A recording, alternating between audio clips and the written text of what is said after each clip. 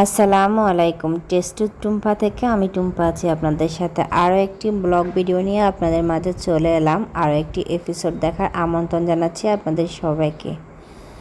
আজকে আমি আপনাদের সাথে শেয়ার করব আমার ইউটিউবে করা আরও কিছু ভুলের কথা। আসলে যে ভুলগুলোর কথা না বললেই নয়, যে ভুলগুলো আমি করতে করতে 1 বছর পরে এসে বুঝলাম যে এটা আমার ভুল। আমি চাই না আপনারা আমাদের মতো আমার মতো এই ধরনের ভুলগুলো করেন আর এক সময় গিয়ে বুঝছেন যে এইটা ভুল ছিল। এতে করে আপনাদের অনেক সময় নষ্ট হবে আর অনেকটা কষ্টও করতে হবে। সেজন্য আপনারা যাতে আমার মতো এইসব ভুলগুলো না করেন, আগে থেকেই নিজেদেরকে শুধরিয়ে নিতে পারেন, সেজন্য আমি আমার ভুলগুলো শেয়ার করছি। এগুলো শুনে আপনারাও শিখতে পারবেন, এতে আপনাদের সময় এবং কষ্ট অনেকটাই বেঁচে যাবে। আশা করছি ভিডিওটি আপনাদের উপকারে আসবে। যদি উপকারে আসে অবশ্যই একটা লাইক দিবেন আর কমেন্ট করে আপনাদের মতামত জানাবেন। সাবস্ক্রাইব করে আমার চ্যানেলের পাশে থাকবেন। স্কিপ না করে পুরো ভিডিওটি দেখুন।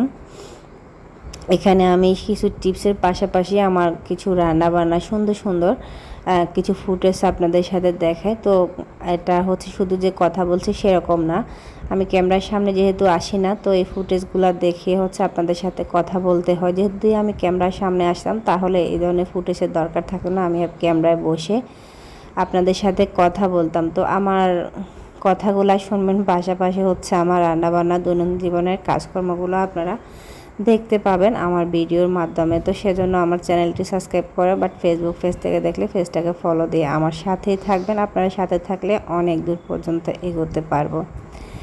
আমি ইউটিউবে চ্যানেল ক্রিয়েট করার পর আরও একটা ভুল করেছি। আমি এর আগেও কিছু কিছু ভুল নিয়ে আপনাদের সাথে কথা বলেছি, তো আজকেও আরও কিছু ভুলের কথা বলবো। সেই ভুলগুলোর ভিতরে আরও একটা ভুল ছিল, আমি একাধিক চ্যানেল ক্রিয়েট করে ফেলেছি।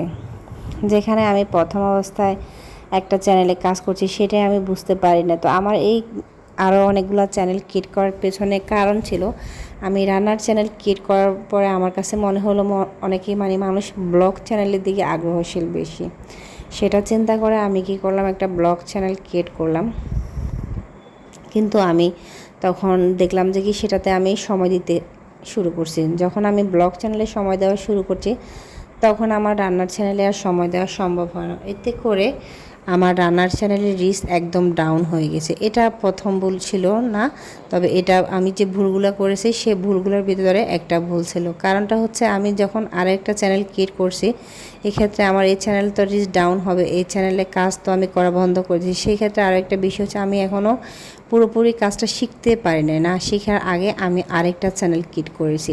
তো সেক্ষেত্রে একে তো আমি শিক্ষার দিক দিয়ে হচ্ছিলাম কম, শিক্ষা যোগ্যতা কম হলে যেটা হয় কি, এই বিষয়ে এমনি একটু কাঁচা ছিলাম, তার ভিতর আরও একটা চ্যানেল ক্রিয়েট করা, তো দুই দিকে কাজ করতে গেলে তো মানুষের এমনি সমস্যা হয়। তো পরে দেখলাম যে কি প্রথম ব্লগ চ্যানেলের ভিউ আসছিল, পরে এই চ্যানেলও ঠিকঠাক মতো সময় দিতে পারছিলাম না, ওই চ্যানেলও ঠিকঠাকভাবে সময় দিতে পারছিলাম। দুইটা চ্যানেল নিয়ে কাজ করতে হচ্ছে, বেশি রেজাল্ট আসছে কম। আসলে যে কোনো নিশে বা যে কাজটা আমি করব না কেন, সেই কাজটা একটা কাজের উপরে নিজেকে নিজের হচ্ছে যে কি মন মানসিকতা স্থির রাখা বা ঠিক করে রাখা যে আমি এটাই করব।